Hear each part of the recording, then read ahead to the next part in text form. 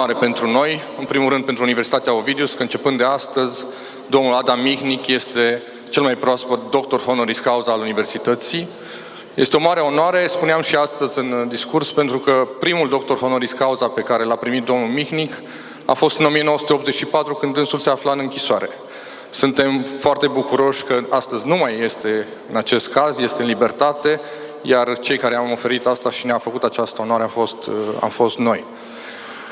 În al doilea rând, aș vrea să spun că această conferință este parte din conferințele Veridica. Ea nu putea să aibă loc fără susținerea acestei publicații Veridica, fără susținerea Universității Ovidius, fără susținerea Cazinoului și fără susținerea Centrului European de Resurse pentru Sustenabilitate. Iar nu în ultimul rând, știu că domnul Mihnic este foarte cunoscut, cu siguranță este cel mai cunoscut de aici din sală, zic eu, dar câteva cuvinte sunt obligat să spun despre dânsul.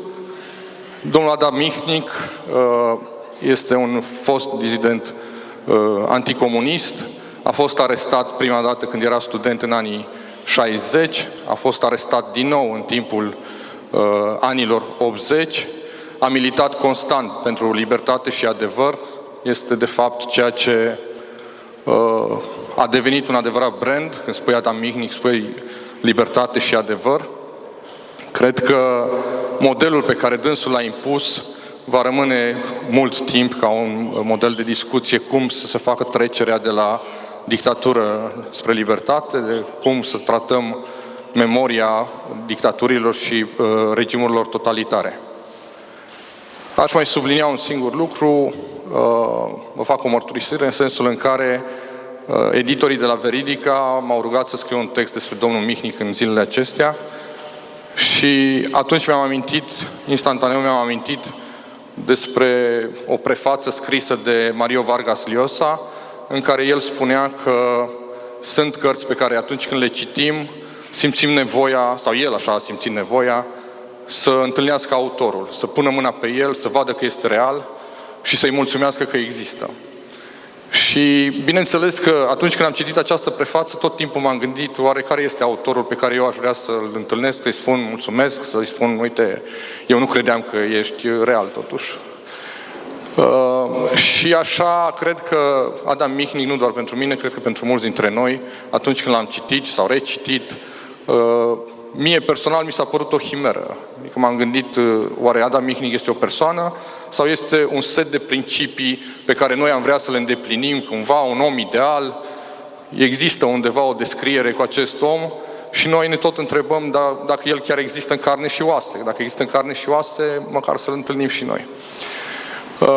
Mie mi s-a părut foarte sugestiv când am citit într-una dintre cărțile traduse în limba română cum nu doar noi am avut această dilemă. Adică am crezut că poate noi suntem mai periferici așa, dar am citit că la Josef Tischner, un preot catolic, filozof, prieten al lui Adam, am citit cum după ce au stat la o dezbatere, Adam Mihnic a plecat și Josef Tischner i-a întrebat pe ceilalți: aveți idee de ce l-a creat Dumnezeu pe Adam Mihnic? Și după o perioadă, unul dintre ei a zâmbit și a spus: pentru ca deștepții să se deștepte mai mult și proștii să devină mai dihai. Eu aș spune că mai există și a treia categorie, a celor care ne-am întrebat dacă acest Adam Mihnic chiar există. Adică nu știu unde să ne încadrăm pe noi. Și în acest sens, repet, este o mare bucurie că omul există în carne și oase la Constanța și sper să petrecem împreună un timp foarte frumos. Domnule Adam Mihnic, vă mulțumim!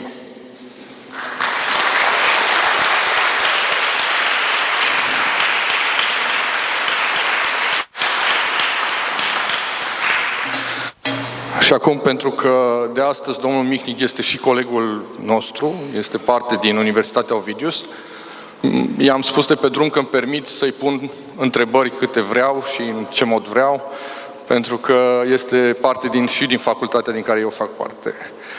Domnule Mihnic, în cărțile noastre, la un moment dat spuneți că, sau de mai multe ori spuneți că tatăl dumneavoastră era un evreu comunist, dumneavoastră v-ați identificat ca polonez anticomunist. Întrebarea mea este, cum era relația tată-fiu într-o casă în care fiul era anticomunist și tatăl comunist. Dzień dobry Państwu. În primul rând vreau să mulțumesc pentru invitație domnului rector, domnului decan. Sunt foarte emoționat că mă aflu aici, în această sală istorică și sunt unul dintre actorii acestui spectacol. În al doilea rând, complimentele pe care le-a spus domnul Daniel la adresa mea sunt ușor exagerate.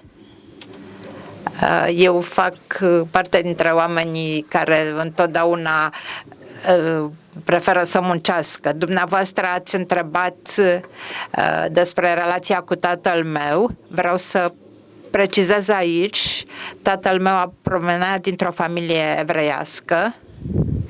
Imediat după primul război mondial a intrat în Partidul Comunist, dar pentru el asta a fost un mod de a deveni mai polonez.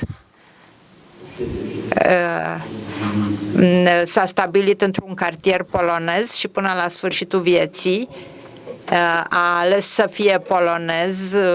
On rzeczywiście był dość znanym działaczem komunistycznym. A fost un activist comunist destul de cunoscut în Ucraina de Vest și în același timp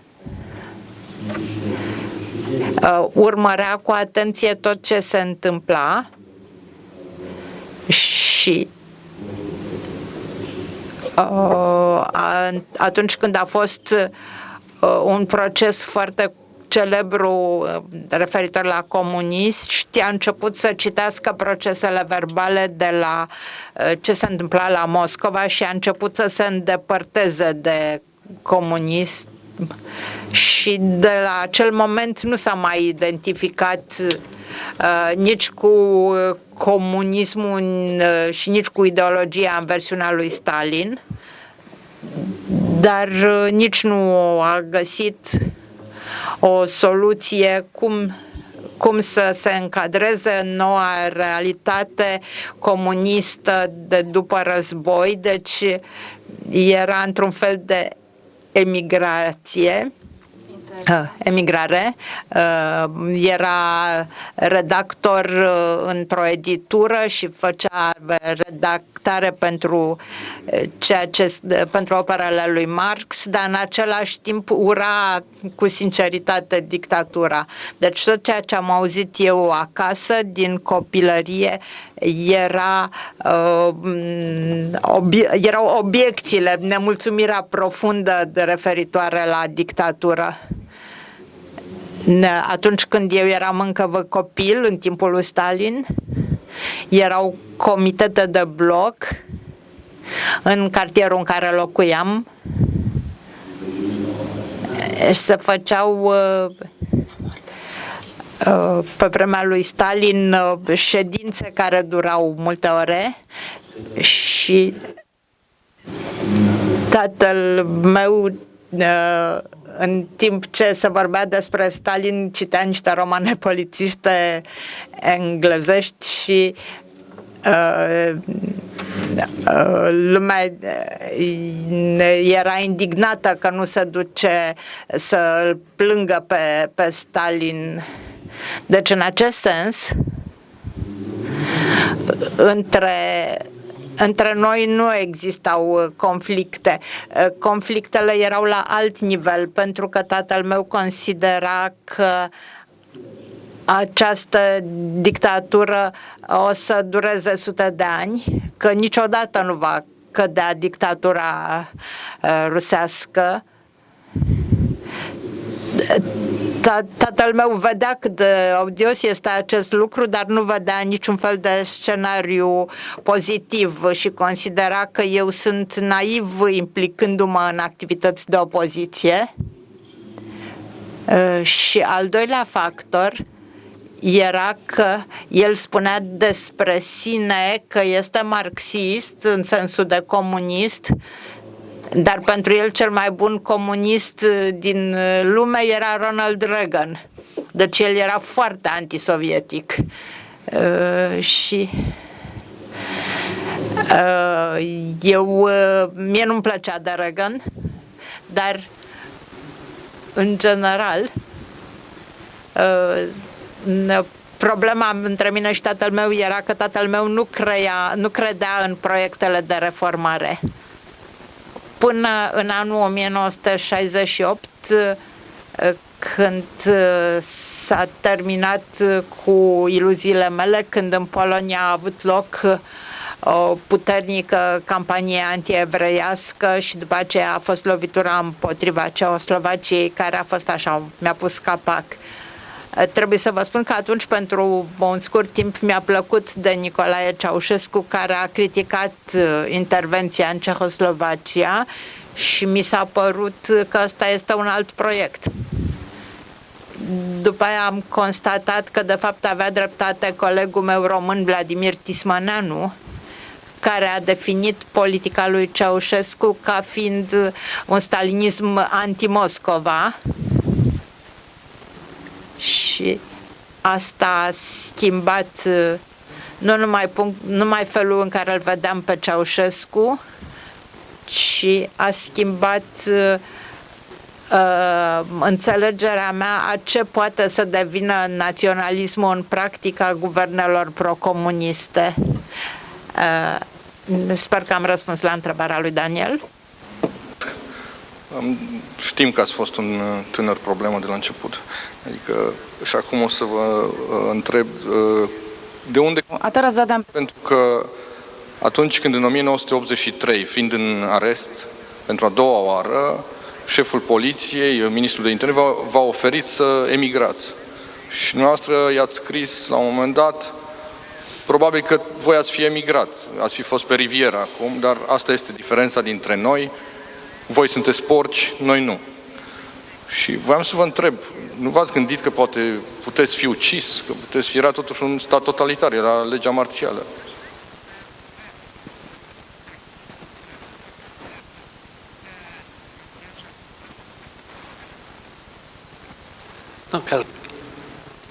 În fiecare zi, fiecare dintre noi poate să moară într-un accident de mașină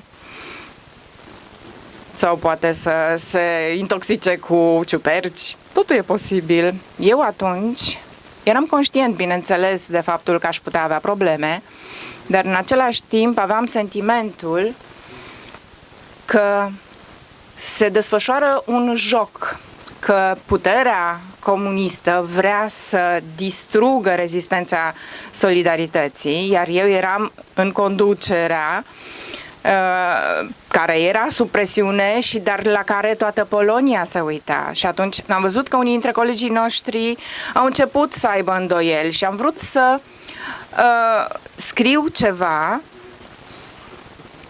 ce va trebui să susțin și mai târziu și să nu mai pot să mă întorc de la asta. Și cred că asta a avut efect.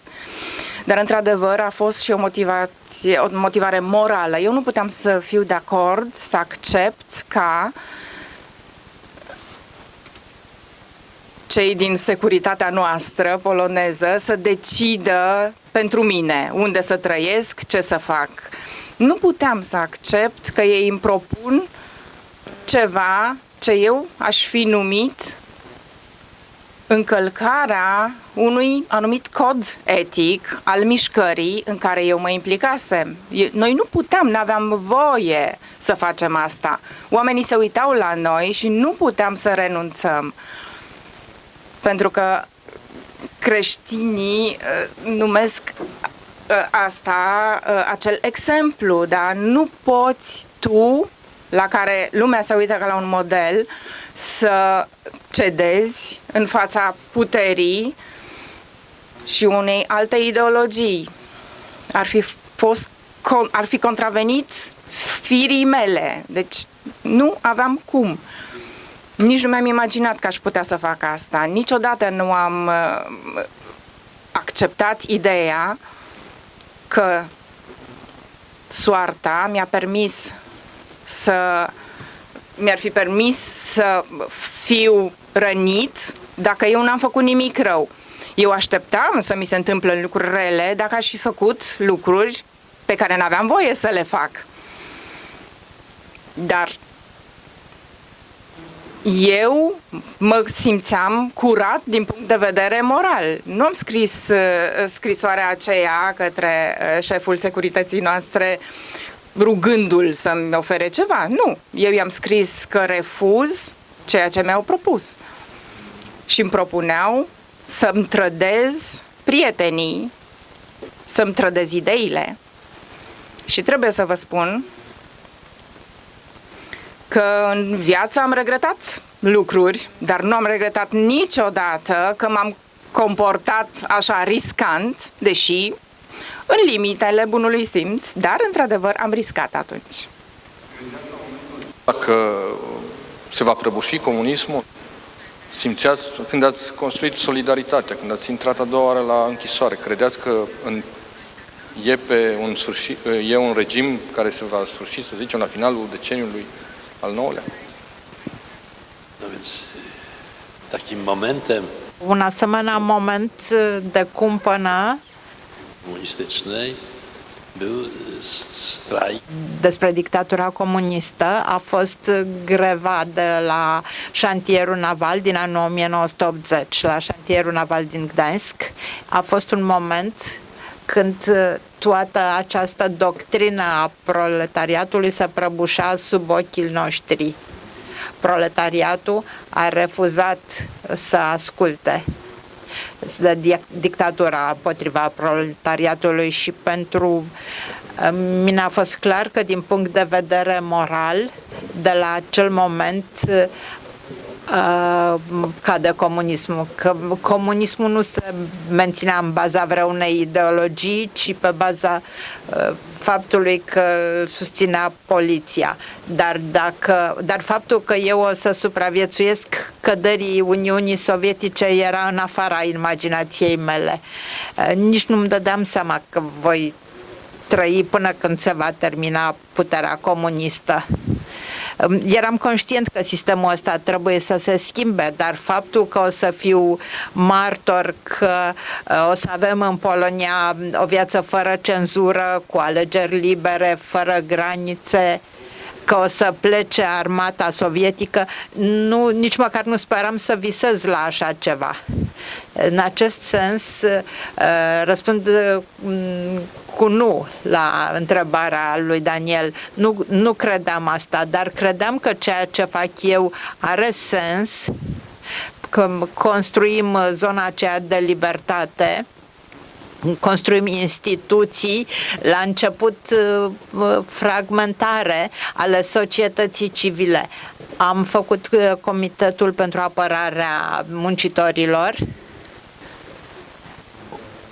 am făcut o universitate ambulantă, am inițiat sindicate libere cu convingerea că numai prin unificarea acestor trei elemente, protestele muncitorilor, tendința intelectualilor spre libertate și Biserica Catolică, ceea ce era specific pentru Polonia, unde Biserica Catolică era mai puternică decât în alte țări comuniste, credeam că lumea se va schimba în fața ochilor noștri, dar noi nu vedeam sfârșitul. Știam în ce parte merge, în ce direcție merge trenul, dar nu știam dacă o să și ajungă acolo. Știam foarte bine ce nu vrem, dar nu știam până la sfârșit exact ce vrem. După ce a căzut comunismul, ați venit pentru prima dată în România, în 1990, ați avut întâlniri cu societatea civilă. Care era sentimentul? În sensul în care în Polonia totuși câștigaseră anticomuniști, în România cum vedeați lucrul ăsta după Revoluția din decembrie 89?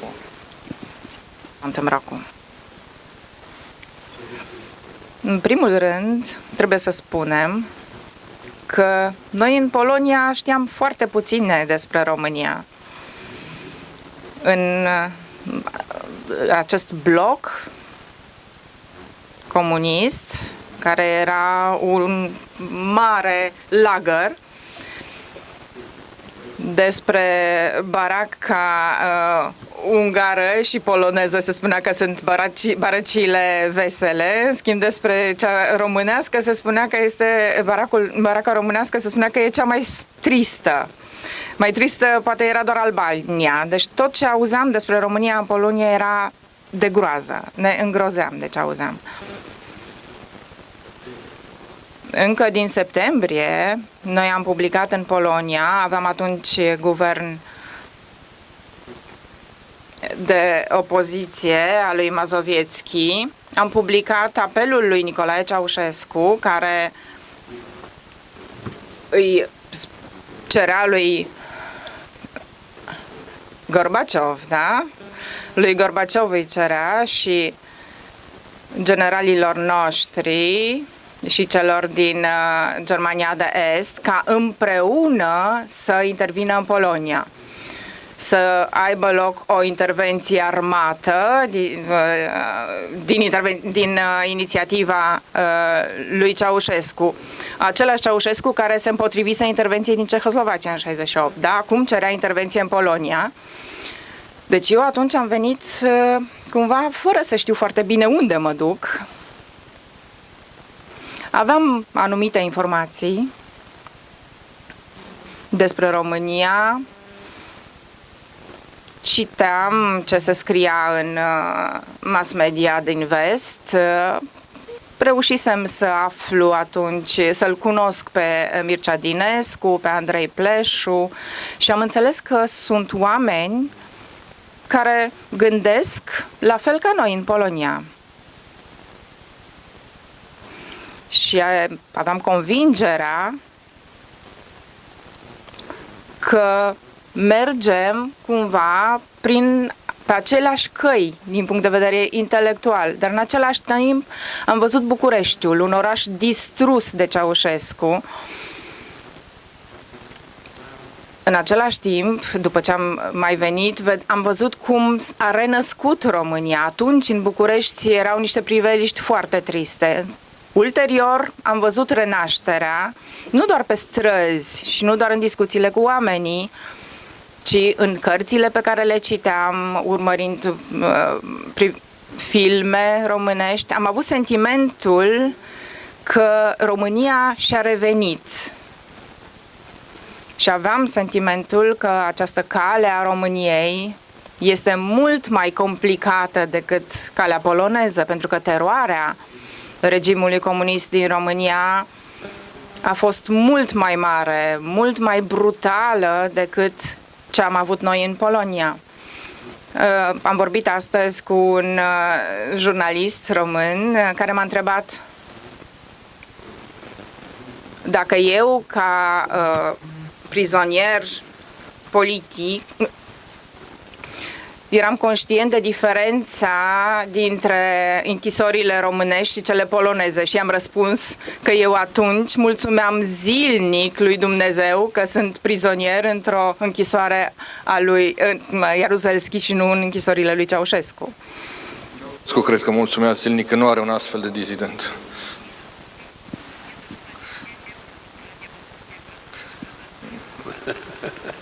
No to już nie wiem, za co on dziękował. Asta nu mai știu pentru ce mulțumea Ceaușescu, însă mă gândesc că trebuie poveștile despre Ceaușescu trebuie să devină așa niște povestiri mitologice despre cum termină de tiranii, pentru că el până în ultima clipă a vieții era convins că oamenii îl iubesc și că el este atât de puternic că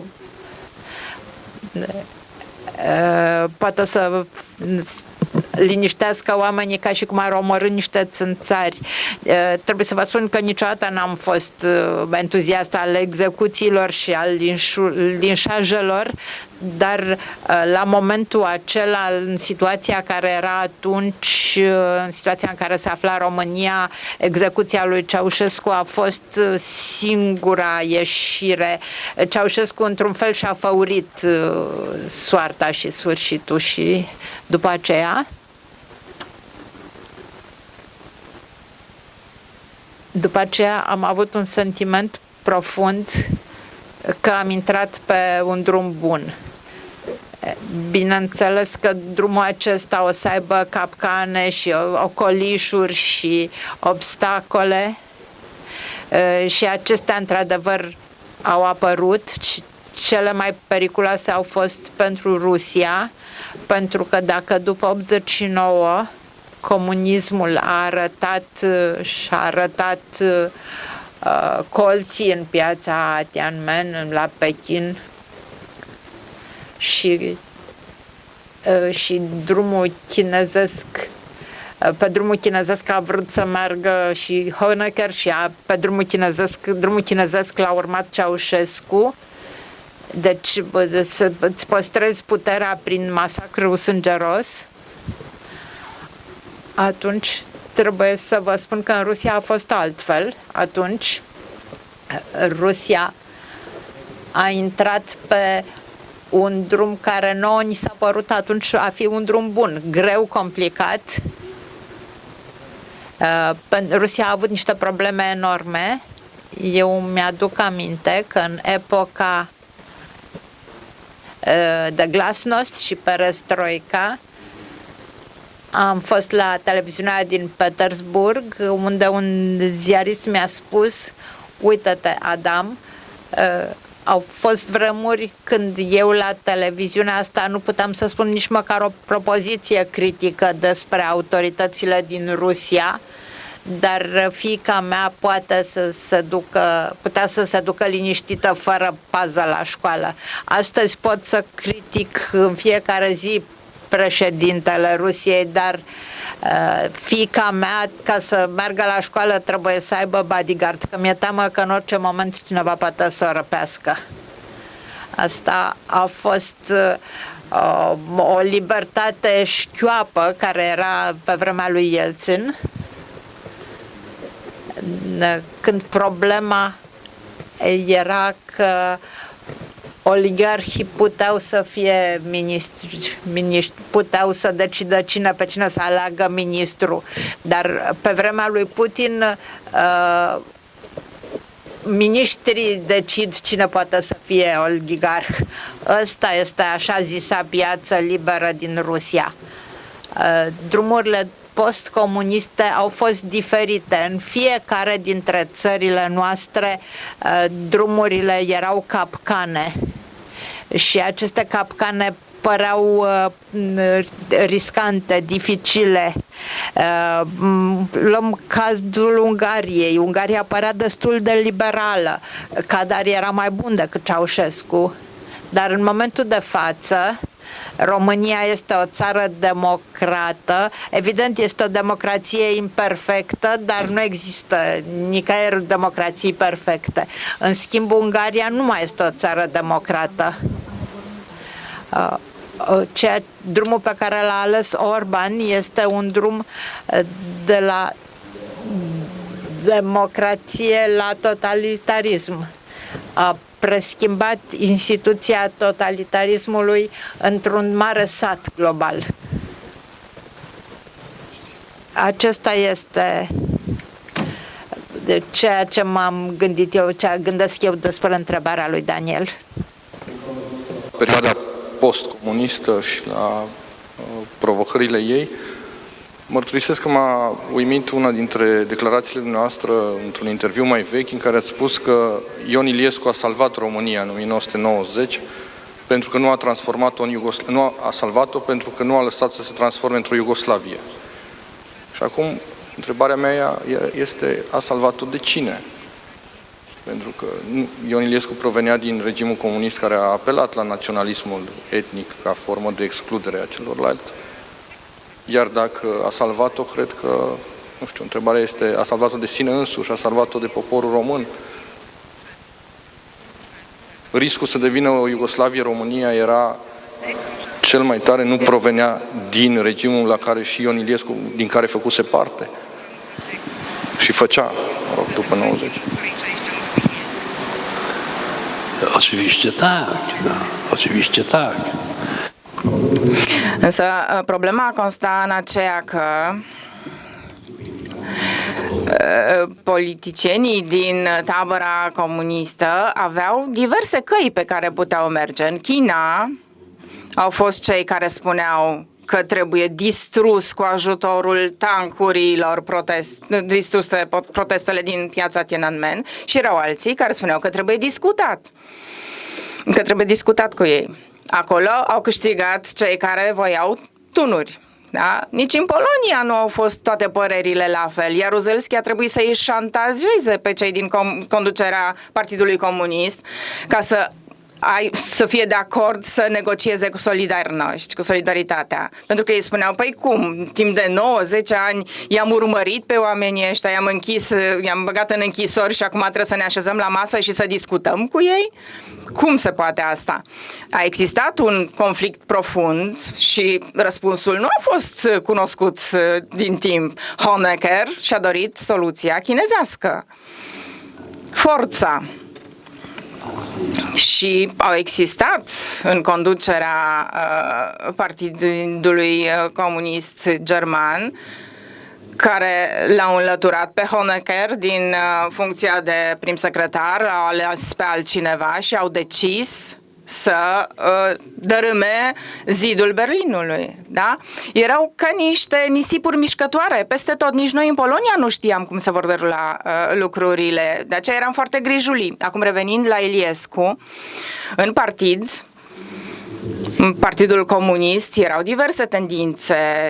Iliescu era un politician abil care avea posibilitatea enormă de a-i conduce pe oamenii care aveau anumite sentimente față de comunism și să-i ducă în direcția în care își dorea.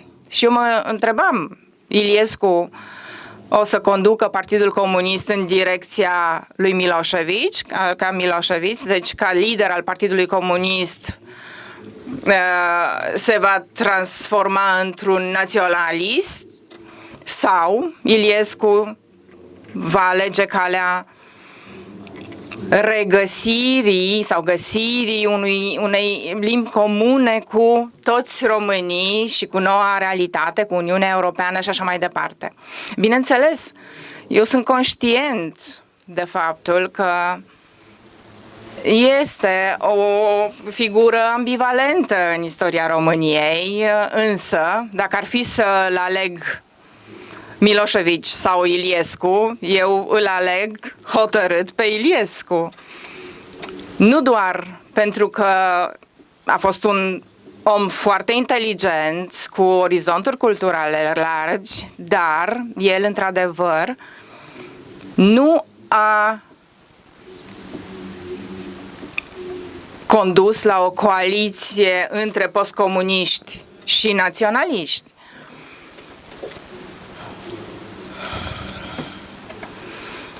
Și era posibil să facă asta.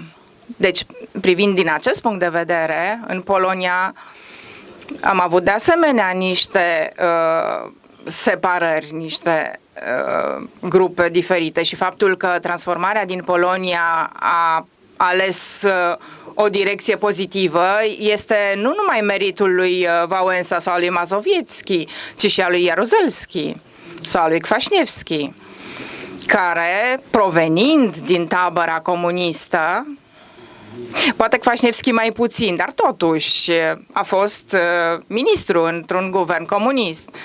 Dar ei au putut să conducă Polonia către Europa, către pace internă, încă în 88, dacă ne gândim. Dacă mi-ar fi spus cineva atunci că în decurs de câteva luni noi vom reuși să distrugem dictatura comunistă fără să spargem un geam, l-aș fi făcut nebun. Eu m-aș fi crezut nebun dacă aș fi gândit asta. Era inimaginabil.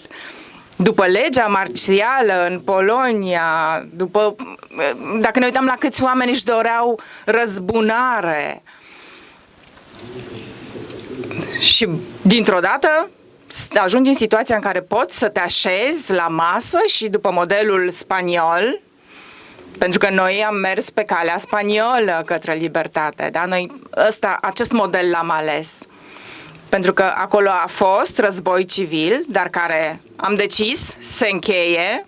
Rămânem fiecare cu convingerile noastre, unii conservatori, alții republicani, însă niciunul dintre noi nu își va dori să închidă pe ceilalți în închisoare sau să-i ucidă.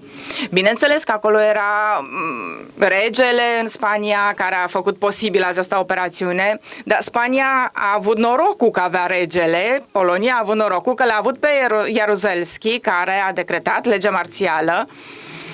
Noi l-am numit atunci Pinochetul Poloniei. Noi voiam să fie înlăturat și n-aveam dreptate, pentru că s-a dovedit că tocmai el a putut să liniștească rezistența aparatului administrației și armatei. El avea toate aceste instrumente în mână și pentru el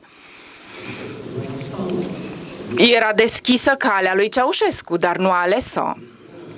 Și Iliescu a înțeles acest lucru, că dacă se gândește serios la viitorul său în România și la viitorul României, atunci el nu poate să repete ce a făcut în 90, atunci când a adus minerii pentru a înnăbuși revoltele studențești. El a reușit să tragă concluzii, să învețe din propriile greșeli și eu am impresia că această întrebare de cine a salvat a lui Daniel, de această dorință de răzbunare. Pentru că oamenii se temeau din ambele tabere și în ambele tabere era dorința de răzbunare. Iar el este unul dintre cei care a condus către învățarea lecțiilor din decembrie 89 de către întreaga Românie. Poate că eu idealizez puțin România pentru că o văd cumva de departe. Eu nu am gustat democrația românească zi de zi. Acum o întrebare mai personală, așa, pentru că este o curiozitate. La un moment dat scrieți în una dintre cărți, acum 20-30 de ani, că ați învățat din demonii lui Dostoevski, din romanul lui Dostoevski, că un înger se poate transforma foarte ușor în demon. Și spuneați că vă întoarceți la acest roman ca un toxicoman la drogurile lui, deși îl detestați pentru această idee. Am o scurtă curiozitate. Vă mai întoarceți la demonii? Lectura acestui roman?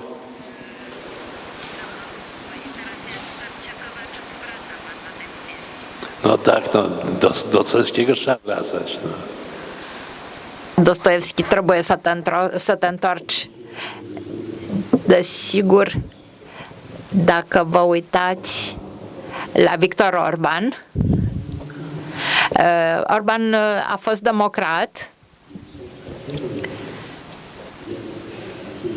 și este ceva în natura oamenilor care primesc prea multă putere, că încep să creadă că sunt trimiși din cer, că atât de mult încât să transformă asta în ceva diabolic.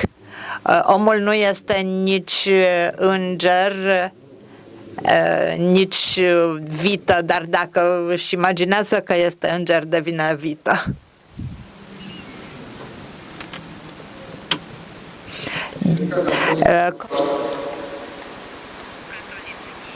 Biserica Catolică a avut un rol foarte important în perioada comunistă pentru susținerea democrației sau eliberării Poloniei.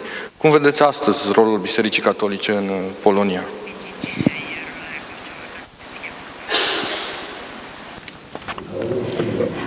Astăzi acest rol este diferit. Polonia s-a schimbat și biserica s-a schimbat și oamenii bisericii s-au schimbat. Convingerea mea este că astăzi Biserica Catolică din Polonia trece printr-o criză profundă, cea mai puternică de la reformă încoace, în mare măsură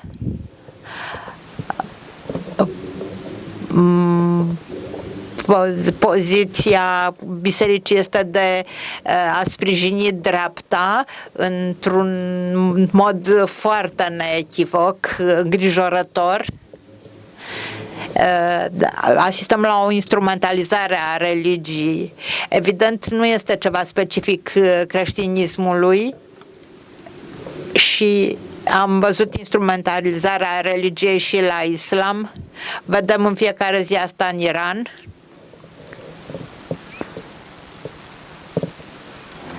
Și la Hamas. Vedem instrumentalizarea religiei la iudaism în Israel. Nu o vedem, și o vedem și în Polonia. Adeseori în biserică. Adeseori în biserică revin demonii, demonul netoleranței, antisemitismului, naționalismului anti-german, anti-ucrainean, antisemit.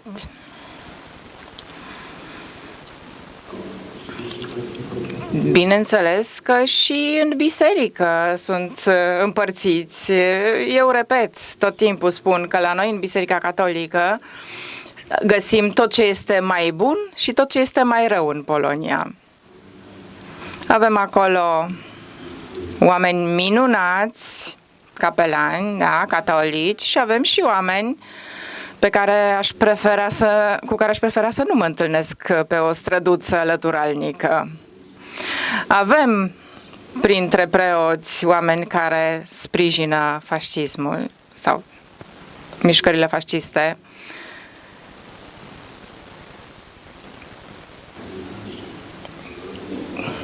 Care permit să slujească unor oameni cărora eu m-aș teme să le dau mâna, pentru că sunt acei oameni cărora dacă le dai mâna trebuie să, după aceea să-ți numeri degetele.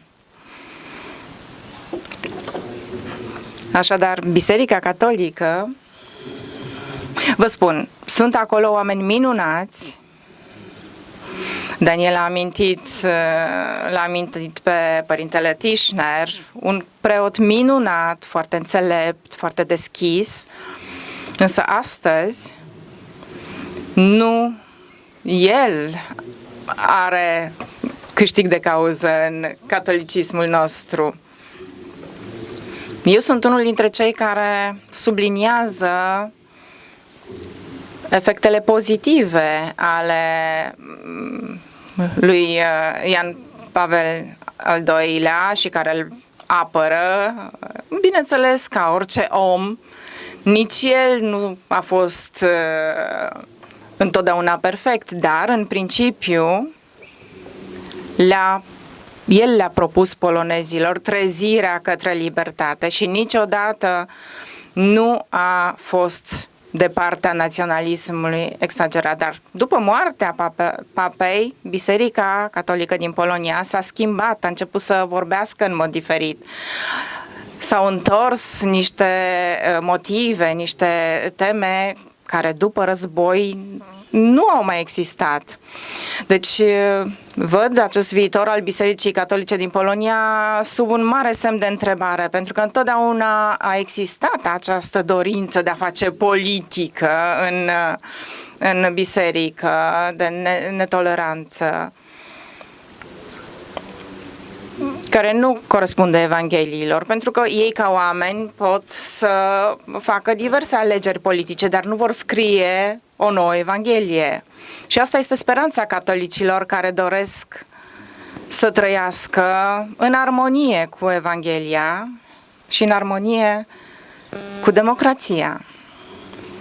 Și nu-și doresc să-și asume responsabilitatea pentru niște scandaluri de corupție sau sexualitate în sânul bisericii. Avem astfel de dezbateri. Și dacă se schimbă biserica, se schimbă. Dar e greu de spus care va fi viitorul.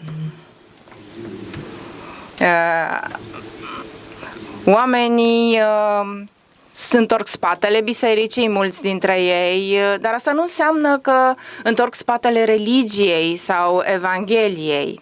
Însă o astfel de biserică, dacă se va comporta în continuare așa, va întoarce de la sine următoarele generații. Asta este părerea mea.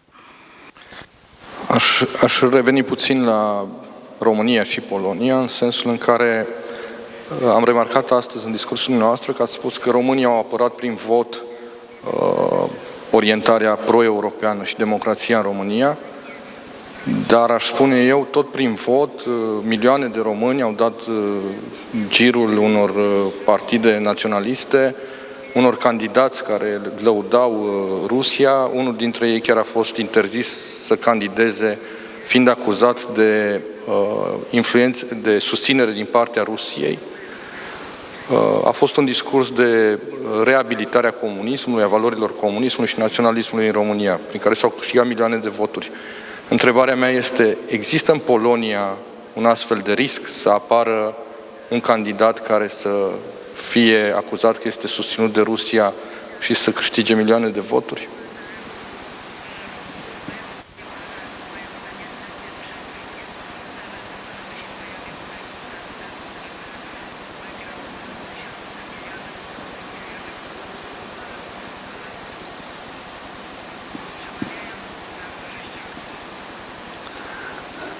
Ja myślę tak. Cred așa, în Polonia, dacă un candidat ar spune așa ceva, n-ar avea nicio șansă. Asta e specific Poloniei. Istoria Poloniei are convingerea că Rusia imperială este rea și Putin reprezintă Rusia imperială. În Polonia, propaganda pro-Putin are altă formă. Nu este pe față pro-Putin, ci este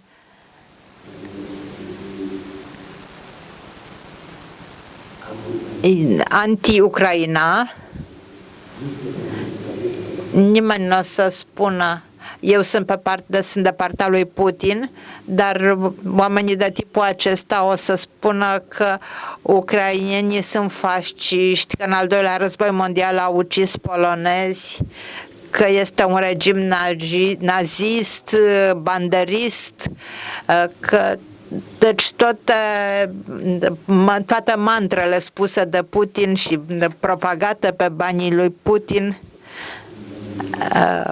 în Polonia nu cred că o să fie milioane de oameni care să voteze pentru un candidat de pe partea lui Putin, dar au fost unii care au făcut asta.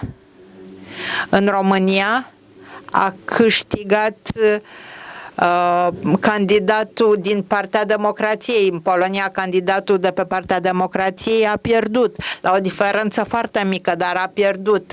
De aceea înțelegeți aprecierea mea pentru România și pentru Moldova, unde de asemenea au avut loc operații puternice de propagandă din partea lui Putin și Moldova a putut să se apere. Desigur, în Polonia totul este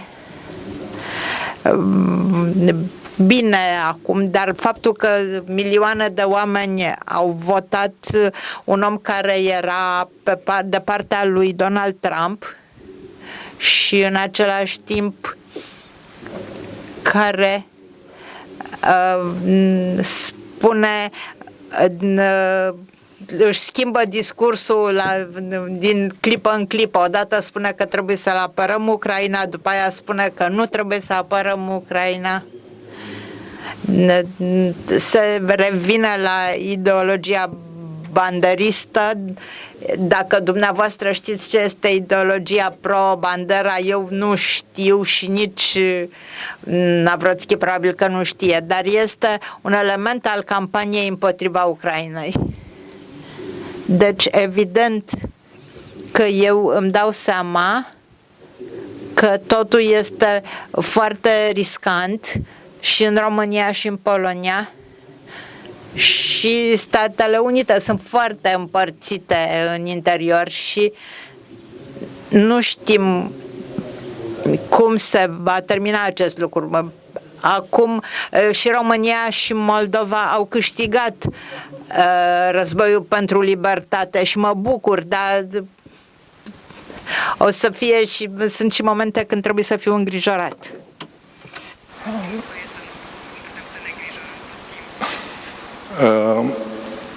Fiindcă am ajuns la tovarășul Putin, am văzut într-un dialog pe care l-ați avut cu Andrei Pleșu acum vreo 10 ani, că ați spus că l-ați întâlnit de 4 ori pe Putin și v-a creat sentimentul unui gangster.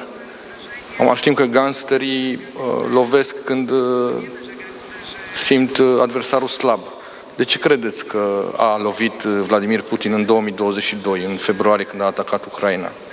A fost America, a fost percepută slabă, Uniunea Europeană a perceput-o slabă. To niezupełnie jest tak. Rzeczywiście rozmawiałem z nim. Așa, da, într-adevăr, m-am întâlnit, am vorbit cu el de 4 ori, dar prima dată, impresia am avut-o foarte bună după discuția cu Putin. Știu că asta înseamnă că nu sunt poate prea inteligent, dar atunci el abia fusese ales președinte și a vorbit cu mine într-un mod foarte normal, fără leninisme, fără limbă de lemn. A folosit un limbaj al unui om, ca să spun așa, neutru ideologic. Și ascultându-l atunci, am avut impresia că el reprezintă o șansă pentru Rusia. Abia a doua și a treia întâlnire mi l-au relevat, mi l-au arătat ca un gangster. De ce gangster? Gangsterul a lovit Ucraina? Pentru că e gangster. Nu este Dumnezeu. Gangsterii pot să se înșele. De ce a lovit Hitler Uniunea Sovietică în iunie 41? A făcut o greșeală. Hitler credea că nu se poate înșela. La fel gândește și Putin, că el nu se poate înșela. Ori eu consider că a făcut o greșeală și am conștientizat de mult că pentru Putin Ucraina va fi ceea ce a fost pentru Brezhnev, Andropov, Afganistan. Va fi acel loc unde își va rupe colții. Ce va fi exact, nu știu, pentru că eu sunt istoric, nu sunt proroc, dar un lucru este sigur, el credea că va rezolva problema în câteva zile. Că deja parada câștigătorilor va trece prin Kiev în câteva zile.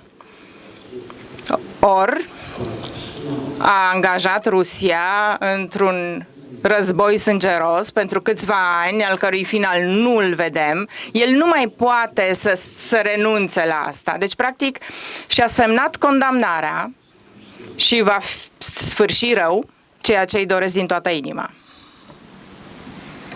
A părut că au reacționat țările europene la atacul asupra Ucrainei.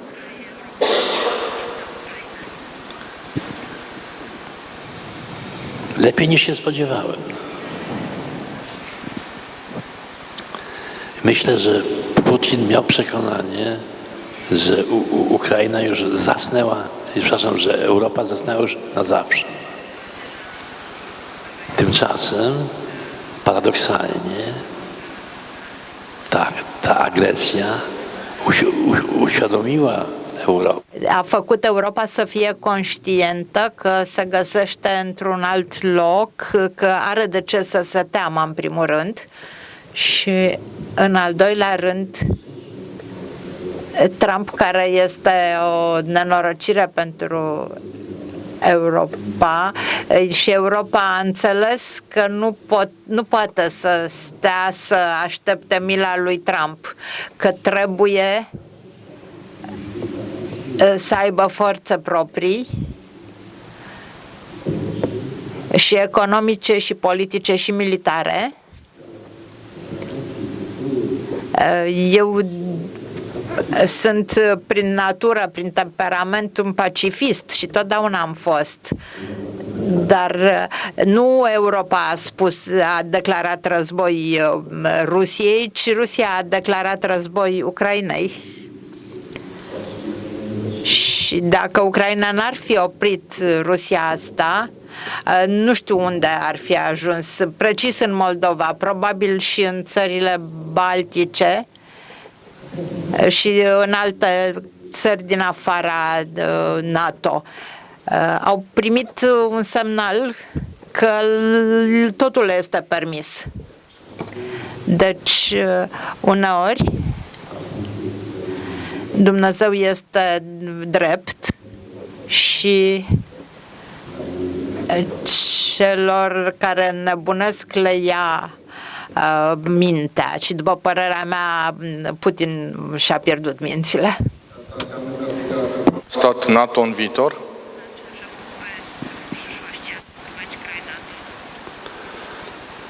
No, Dacă ascultă ce îi spune Trump, atunci în anumite situații ar putea, nu ar trimite tancuri, dar poate să provoace, de exemplu, în Estonia, conflicte locale, niște mici omuleți verzi o să-și cumpere tancuri sau drone,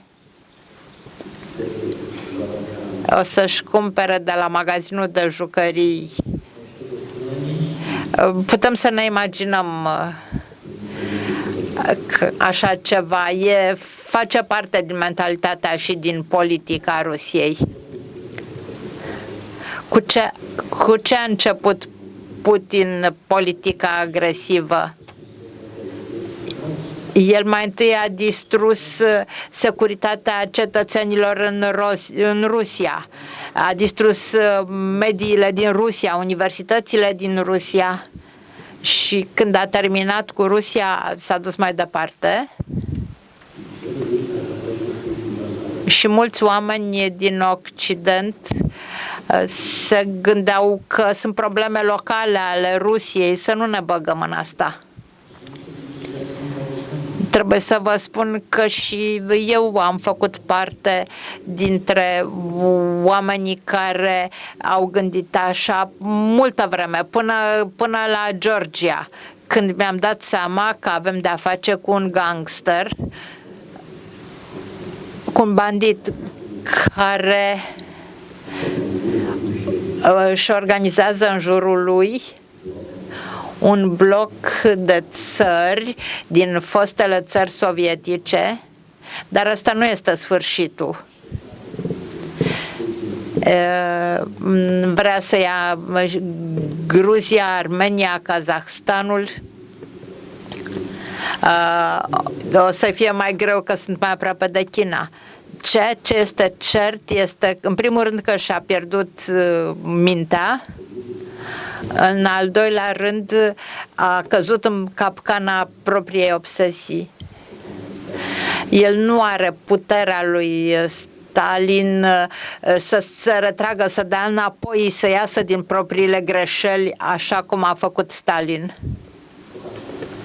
Stalin a văzut că îl costă prea mult și atunci a încheiat pacea în niște condiții destul de convenabile pentru el și există convingerea elitelor lui Putin că Ucraina este cheia pentru a restaura vechea Rusie și că cine are Ucraina va decide despre viitorul Rusiei. Și de aici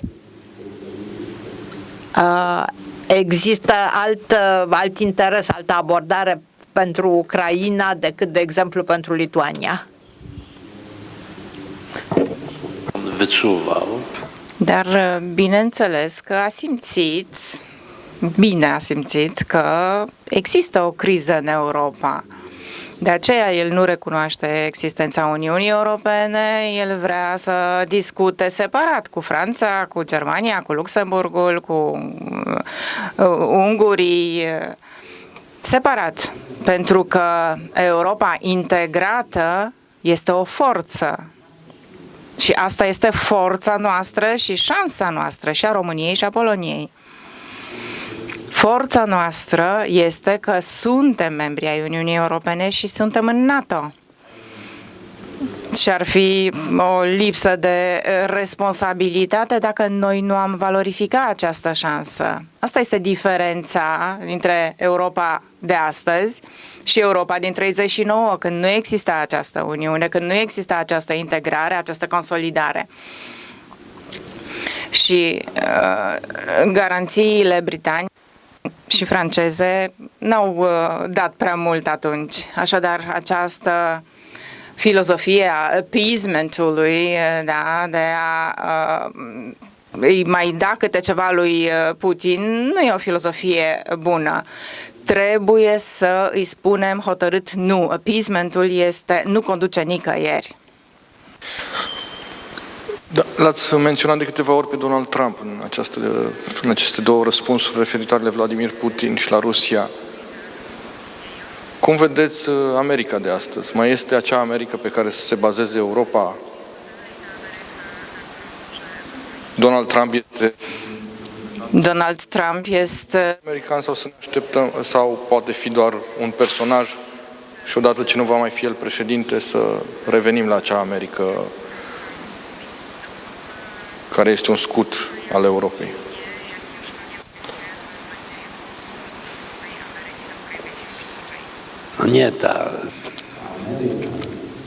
Nu, această America autoritară, rasistă chiar, această America exista înaintea lui Trump.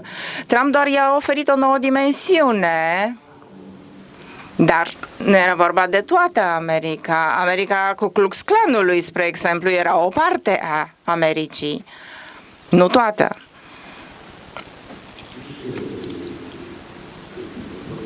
Bineînțeles că probabil cât specialiști care studiază America, atâtea sunt păreri legate despre Trump. Eu nu sunt americanist, dar dacă mă uit la ce se întâmplă acolo, pentru mine el este, sau mi-amintește un pic de un conducător populist care ia în stăpânire masele. Sunt lucruri greu de explicat în mod rațional.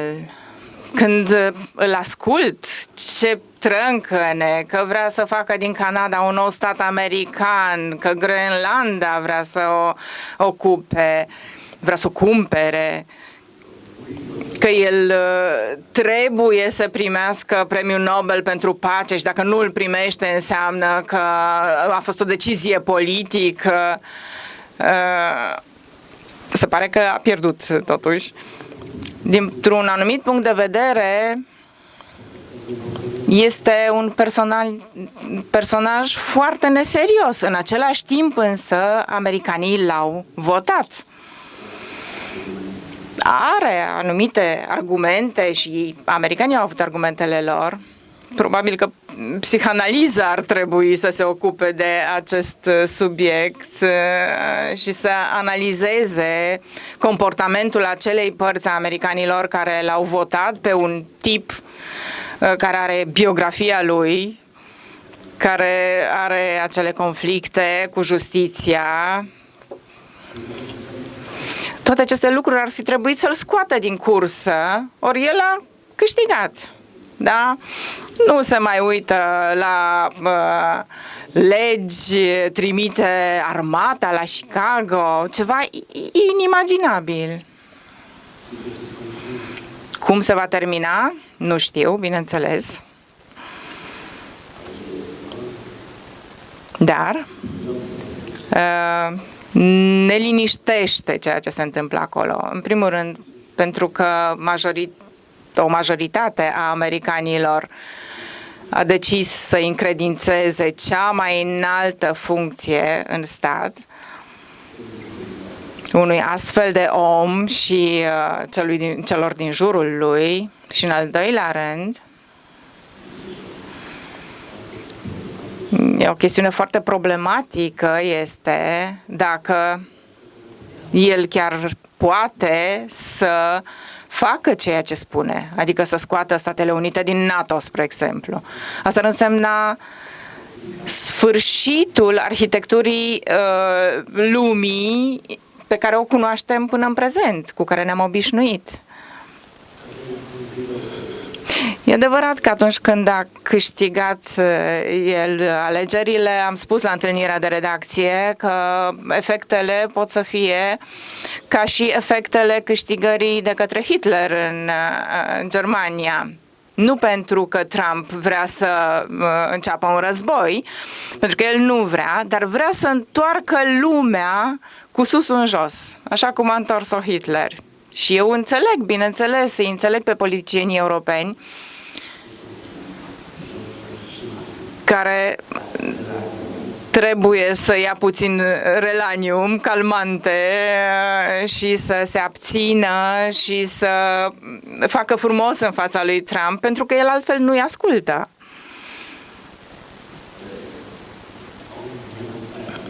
Dar asta nu ne face să fim optimiști. Așa că dacă mă întrebi, Daniel, despre Trump, pentru mine el este o sursă de îngrijorare profundă.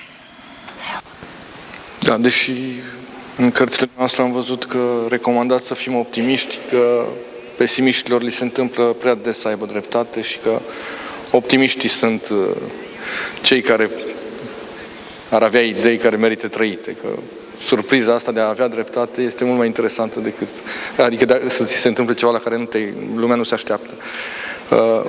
Tot optimist sau pesimist, vă întreb, credeți că mai e posibil un regim comunist în Europa?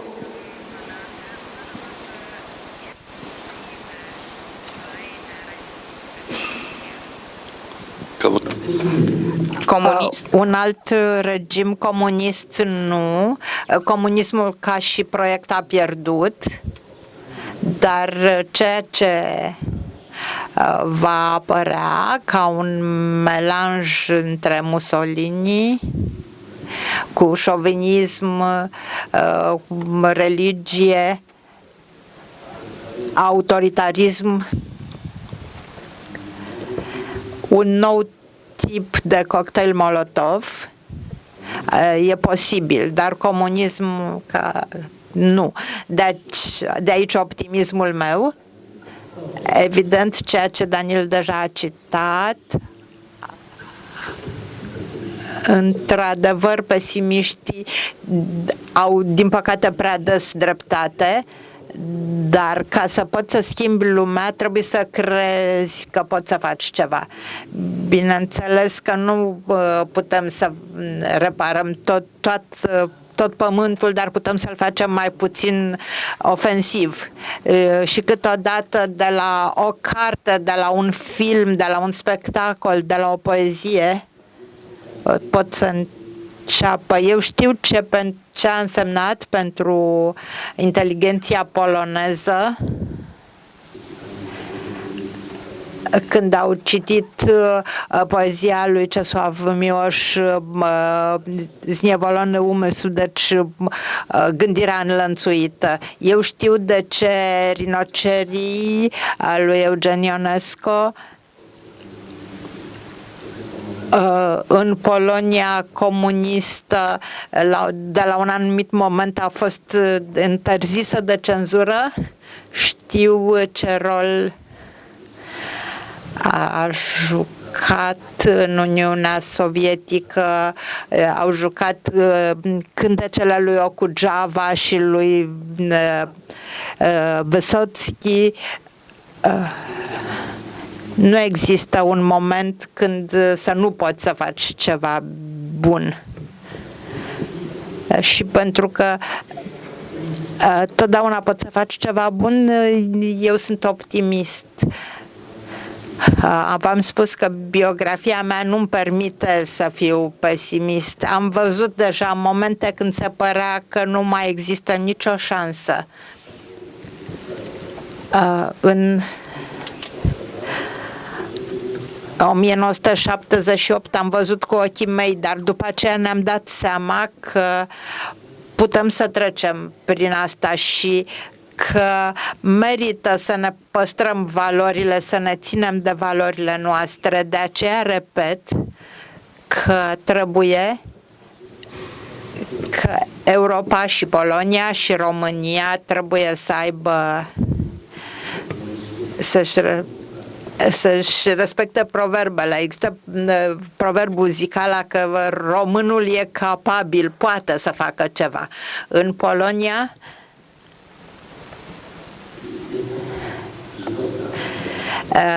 există o anecdotă evreiască cu Abraham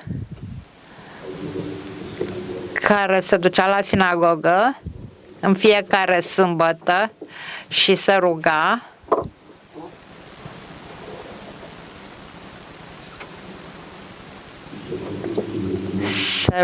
și spunea: Doamne, cât ești de înverșunat, iarăși n-am câștigat 100 de ruble la loterie și iarăși n-o să am bani să-i cumpăr trotinetă fiului meu și n-o să am bani să-i cumpăr hăinuță fiicei mele și tot spunea: Doamne, cât ești de rău, iarăși n-am câștigat 100 de ruble și fiica mea nu o să aibă bani pentru ghetuțe, fiul meu nu o să aibă bani să-și cumpere trotinetă. Și în săptămâna următoare, sâmbătă următoare, iarăși: Doamne, cât ești de rău, iarăși n-am câștigat. Și audă vocea: Mordecai, dă-mi o șansă, du-te și cumpără un bilet la loteria aia. Deci trebuie să cumpărați biletele la loterie. Optimistul asta face. Eu am cumpărat de multe ori bilete la loterie și niciodată lozuri și niciodată n-am regretat asta. O să încheiem așa optimist, dar totuși eu mai am niște întrebări. Așa că sper că mai rezistați. Fiindcă tot ați spus o anecdotă cu un evreu, dumneavoastră ați fost atacat tot timpul pentru originea evreiască, deși v-ați identificat tot timpul ca un polonez. Ați spus că antisemitismul a rămas în Polonia și după dispariția evreilor, practic. Voiam să vă întreb dacă în Polonia de astăzi mai sunt aceste marote, precum naționalismul xenofob, antisemitismul.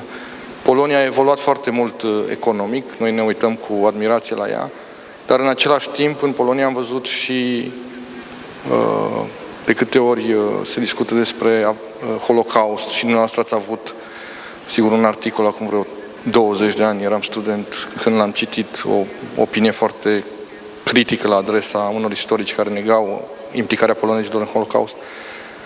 Deci dacă revin aceste angoase ale Poloniei interbelice, să zicem, precum antisemitismul, naționalismul, discuția despre drepturile omului, femeile care protestează atunci când se pune în discuție dreptul la avort, cum este Polonia de astăzi din punctul acesta de vedere?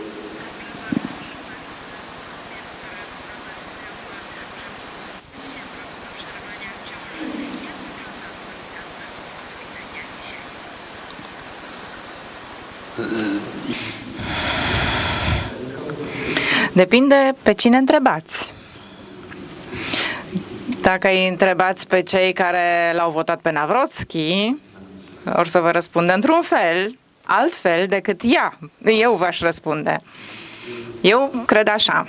Bineînțeles, problema reală în ceea ce privește minoritatea evreiască nu există, o problemă reală. sunt doar niște comunități mici, 20.000 de evrei, ce înseamnă asta într-o țară cu atâtea milioane de locuitori? Nu e nimic, dar există în convingerea că din partea asta poate să vină un oarece pericol față de ideea de polonitate. Polonezii visează visul propriei inocențe, lipsa vinii. Eu acum câțiva ani am pregătit o antologie de 3 volume, cred că vreo 2000 de pagini, texte ale reprezentanților intelectualilor polonezi antisemiți. Și am fost la București și le spun prietenilor mei români că am pregătit o astfel de antologie și unul dintre ei, nu mai amintesc dacă Patapievici sau Mircea Dinescu, mi-au spus: și n-ar trebui să pregătim astfel de antologie. La care Andrei Pleșu, cred, a spus: Mircea, unde găsești tu intelectuali români care să aibă texte împotriva antisemitismului din care să faci 3 volume? Nu găsești. Asta înseamnă că problema asta există nu doar în Polonia, ci peste tot. În Ungaria există, peste tot există. Eu n-aș spune niciodată că e o problemă esențială asta, dar este importantă pentru Polonia, pentru această conștiință din Polonia, pentru identitatea poloneză. Pentru că dacă noi vom continua acest mit al Poloniei imaculate, care a fost întotdeauna doar victima unora, care nimănui n-a făcut nimic rău, nu au existat pogromuri, nu au fost discriminarea ucrainenilor și așa mai departe, atunci, până la urmă, ajungem într-un punct în care va exploda, pentru că conștiința comună devine idiotă, da? Deci trebuie să spunem adevărul, ca și cu această teză că în Polonia, în comunism, tot poporul era anticomunist și exista doar o mică grupă de colaboratori care ajuta puterea comunistă. Nu e adevărat. Adevărul era altul. Era o grupă mică care acționa în opoziția activă și o mare parte a societății trăia în frică, în conformism și în convingerea că nu se va schimba nimic. Așadar, noi polonezii, și de fapt nu doar polonezii, cred că noi oamenii, avem această plăcere de a ne înfrumuseța trecutul și prezentul și să povestim că noi toți am luptat în al doilea război mondial și că de fapt polonezii au câștigat al doilea război mondial, nu rusii, americanii, nu, polonezii au câștigat al doilea război. Doar că lumea nu ne recunoaște meritele, pentru că lumea este nedreaptă față de polonezi. Bineînțeles că e o caricatură ceea ce spun acum și exagerez, dar, într-adevăr, faptul că se poate scrie istoria Poloniei sau istoria Bisericii Catolice din Polonia într-un mod atât de fals. Dar, din fericire, avem o nouă generație de istorici excelenți care nu se tem și care scriu adevărul, inclusiv despre aceste pete negre, triste din istoria Poloniei. Da, din fericire, aș zice că și în România sunt, nu știu dacă atât de mulți, dar cu siguranță avem. Mai am 2 întrebări și după aceea o să încheiem acest dialog, pentru mine absolut minunat. O penultimă întrebare este legată de subiectul care pe mine m-a marcat cel mai mult și m-a fascinat și mă fascinează în continuare, în sensul în care în cărțile dumneavoastră se vorbește foarte mult despre iertare. Ați devenit acuzat de cei pe care poate trebuia să fiți primul care să ridice piatra și să-i acuze pe foștii membri ai securității, pe generalul Jaruzelski. După ce ați ajuns la putere, ați vorbit despre iertarea comuniștilor, cum că și ei sunt oameni care pot deveni democrați. Sigur, pe baza adevărului, că spuneți adevărat, nu se poate ierta decât cu adevărul, aflând adevărul, nu trebuie să ascundem lucrurile. Și pe această linie ați mers până într-acolo încât să spuneți că lustrația ar fi o prostie, că nu trebuie să li se interzică oamenilor să candideze în funcții publice, chiar dacă ei au fost, pentru că s-ar face multe nedreptăți. Prima mea întrebare ar fi, cum vedeți după atâția ani această problemă, dacă ați rămas la aceeași opinie, că lustrația ar fi fost o greșeală? Știm că în Cehoslovacia a fost, în Cehia a fost un program, în Polonia până la urmă nu, dar asta a creat foarte multe, cred că este subiectul care a creat foarte multe polemici, dar eu mă refer și la atitudinea noastră de a ierta, așa ca un Iisus coborât pe pământ, dintr-un anumit punct de vedere. Și chiar mă întrebam la un moment dat dacă nu cumva ați vrut la un moment dat să vă faceți, asta este sigur în mintea mea, dacă n-ați vrut să vă faceți preot. Pentru că aveți o întreagă filozofie a iertării în cărțile dumneavoastră. Și asta este asta este curiozitatea mea, dacă v-a trecut vreodată prin cap că poate ați vrea, sau ați făcut-o asta din necesitate politică, ideea asta cu iertarea. Și doi, repet, dacă despre lustrație aveți aceeași opinie după atâția ani.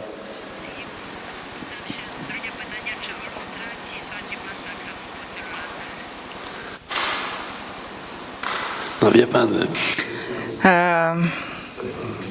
pentru prima dată mă bănuiește cineva că aș fi putut să devin preot. Din experiența biografiei mele, nu cred că s-ar putea presupune acest lucru. Nu am avut niciodată de gând să fiu preot, deși cunosc mulți de la care am învățat multe lucruri, oameni minunați. Și acum lustrația. Bineînțeles că au existat oameni care gândeau că trebuie să le plătim acum pentru ce ne-au făcut. Eu înțeleg pe oamenii ăștia, numai că eu sunt diferit de ei, eu nu sunt de părerea asta. Eu consider că faptul că Polonia a ieșit dintr-o dictatură comunistă fără vărsare de sânge are prețul său. Prețul era pentru că noi ne-am așezat, noi foști prizonieri politici, cu gardienii noștri la masă, la discuții. Și a fost bine pentru Polonia și pentru o anumită schemă a vieții politice. În Slovacia, de la început, operația politică s-a făcut pentru a elimina de la început anumiți oameni și pentru ca fiecare anticomunist să aibă dreptate, fiecare comunist să primească bastoane, pedepse, fiecare. Și acum întrebarea vine. Să luăm Ungaria. Imre Nagy, primul ministru din 56, a cărui înmormântare în 89 a avut loc și a fost și o demonstrație mare în Budapesta. Ce ar trebui acum? Să-l dezgropăm în cadrul ilustrației și să-l pedepsim, să-i aruncăm cadavrul la gunoi pentru că a fost comunist? A fost comunist. Dar în 56, într-un moment de probă, el a declarat că Ungaria nu dorește să fie prizonierul politicii sovietice. A ieșit din pactul de la Varșovia, deci a tăiat cordonul umbilical cu Moscova. Pentru mine era o gândire greu de acceptat, dar la Belgrad am auzit că se plângeau de Milovan Djilas, care însă a fost primul care a aruncat provocarea regimurilor comuniste de peste tot. Dacă ne uităm la Rusia,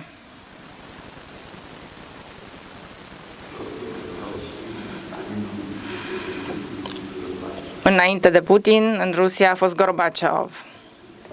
El era un membru al aparatului comunist.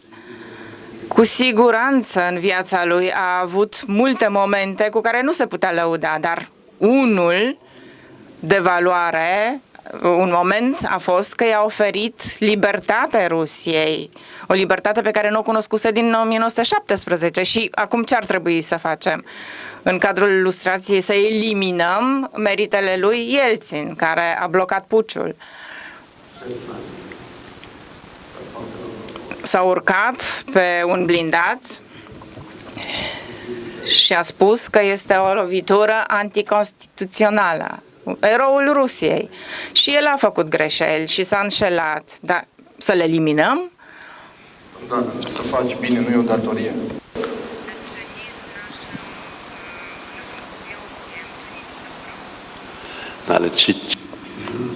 Da, dar să faci bine, dacă înțeleg, nu înseamnă să faci rău altora.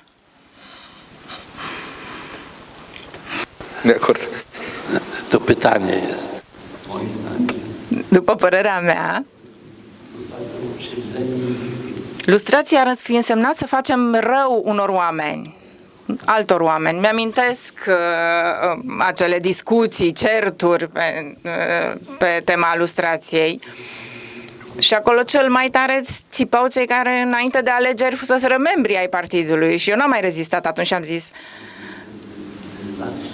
păi, iertați-mă, dar eu în timpul legii marțiale nu am fost suficient de grijuliu pentru că astăzi să trebuiască să fiu atât de curajos. Și într-adevăr așa a fost. Ăștia sunt eroii ultimei ore care vin și cer să tragem linie, să curgă sânge.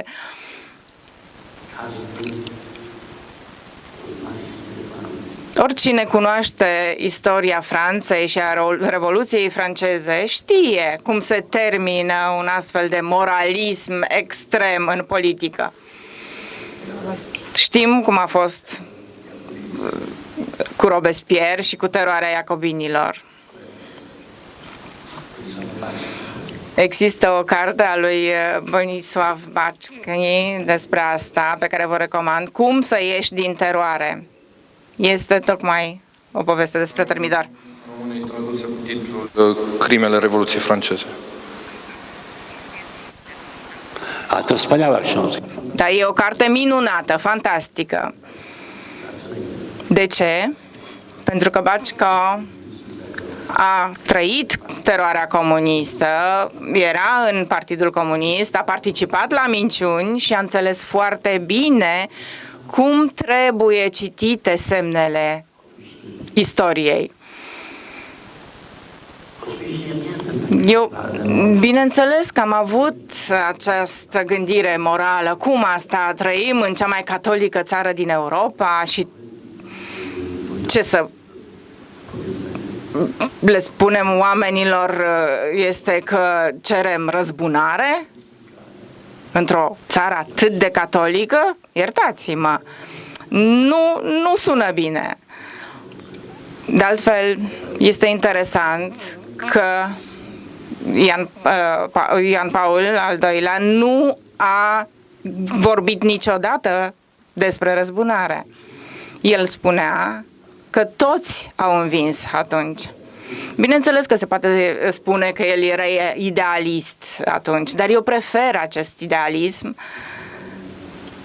alternativei propuse de colegii mei care în cadrul unei operațiuni politice doreau să îi înlăture de la viața politică pe cei pe care ei îi vor alege, pentru că asta e important, da? Kaczynski, care era susținătorul lustrației, în jurul lui aveau oameni care fuseseră agenți ai securității, ai SB.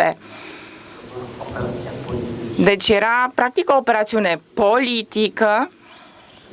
Tot ce se spunea despre curățarea vieții politice erau niște fantezii. Eu n-am fost de acord cu această fantezie și nu voiam ca politica din Polonia să se transforme într-o vânătoare de vrăjitoare. Pentru că eu mi-amintesc vânătorile de vrăjitoare din Polonia. Și cine a văzut odată, nu-și mai dorește să mai vadă așa ceva a doua oară. Sigur, eu v-am spus, aveam multe întrebări, dar avem la dispoziție cărțile domnului Mihnic, vorbește foarte mult despre intelectuali, astăzi n-am apucat. Dacă mâine vreți să continuăm să-l audiem pe domnul Mihnic, va avea un dialog cu Marian Voicu la Tulcea, la sinagoga din Tulcea, deci putem merge și acolo. O ultimă întrebare, domnule Mihnic. Este evident, în cărțile noastre se întâlnesc subiecte precum adevărul și libertatea, sau concepte precum adevărul și libertatea ca leitmotive. Vorbiți despre, eu am senzația așa că patria noastră este adevărul și terenul pe care alergați este libertatea. Vorbiți despre politică morală, despre un adevăr care ne va face liberi ca în Biblie. El este cel care de fapt ne va elibera de toate angoasele. Acum, întrebarea mea este, ați simțit vreodată, cum spune William Faulkner, că adevărul nu face întotdeauna dreptate? Spune într-un roman.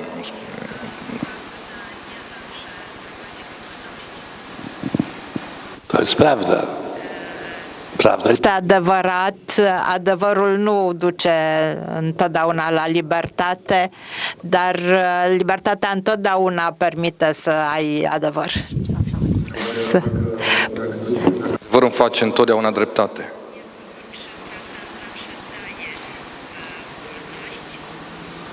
No nie. Nu întotdeauna. Nu întotdeauna adevărul îți dă drept. Depinde cine spune aceste adevăruri. Okay. Totuși, eu prefer să trăiesc cu riscul că tind spre adevăr decât să renunț la a tinde spre adevăr, pentru că risc că aș putea să rup dinții în asta.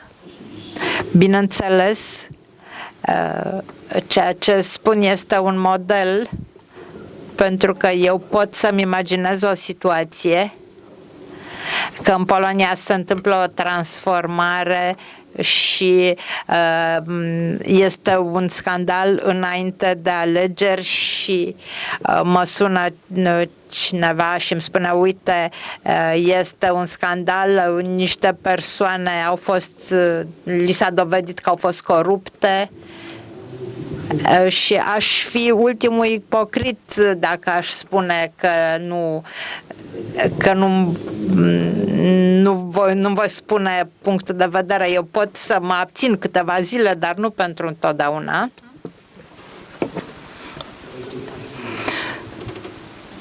Dar asta este soarta jurnaliștilor. Pentru un jurnalist, puterea este întotdeauna un pericol, dar un adevărat pericol pentru jurnalist nu este puterea care îl urăște, pentru că acolo e clar. Știe foarte bine, ei mă urăsc, deci eu am niște socoteli cu ei, pentru că eu vreau să mă apăr.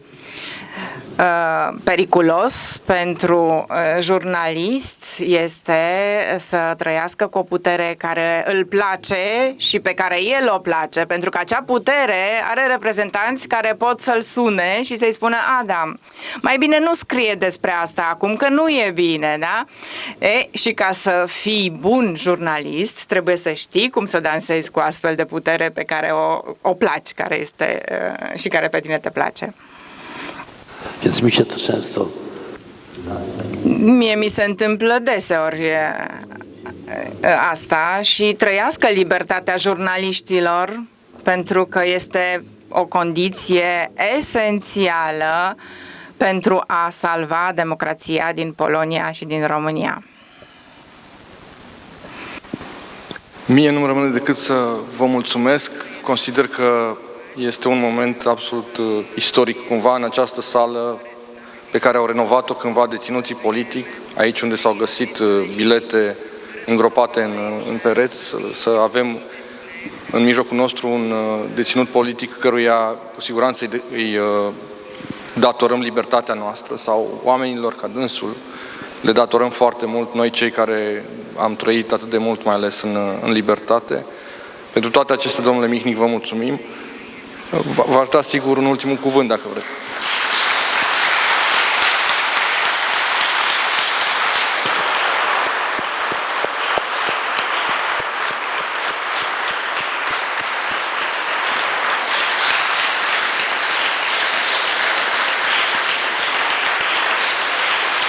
Ja chcę powiedzieć, że bardzo dziękuję. Bardzo dziękuję. Mam świadomość, że to, co mówiłem dzisiaj... De faptul că lucrurile pe care le-am spus, am spus și astăzi la universitate, că ne aflăm la o răscruce, nu știm ce va urma. Daniel m-a întrebat dacă eu am crezut că voi ajunge să văd sfârșitul comunismului. N-am crezut, dar am crezut întotdeauna un lucru: că nu există o putere care să poată face din mine un colaborator al dictaturii. Și asta să facem în continuare, fiecare dintre noi, da? Papa Ioan Paul al II-lea spunea: fiecare dintre noi are un Westerplatte. Westerplatte este un cartier din Gdańsk care s-a apărat cel mai mult în 39 de atacurile nemților. Deci asta trebuie, să apărăm până la final, pentru că ăsta este sensul vieții noastre.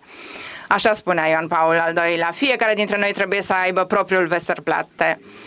L-am citat pe Ioan Paul al II-lea și am sentimentul că așa cum el a venit în Polonia și le-a adus polonezilor sentimentul unei alte identități, că ei nu trebuie să se identifice cu puterea comunistă, ci să ne alegem alte puncte de orientare. Papa a fost un astfel de punct de orientare, după care lucrurile s-au mai schimbat și la fel se vor schimba lucrurile și la noi, dar un lucru este sigur: democrația este posibilă doar atunci când există democrați. În Afganistan nu există democrați și de aceea nu este democrație, dar aici, în România, văd o sală plină de democrați. Aici, România va salva democrația pentru sine și pentru Europa. Vă mulțumesc foarte mult!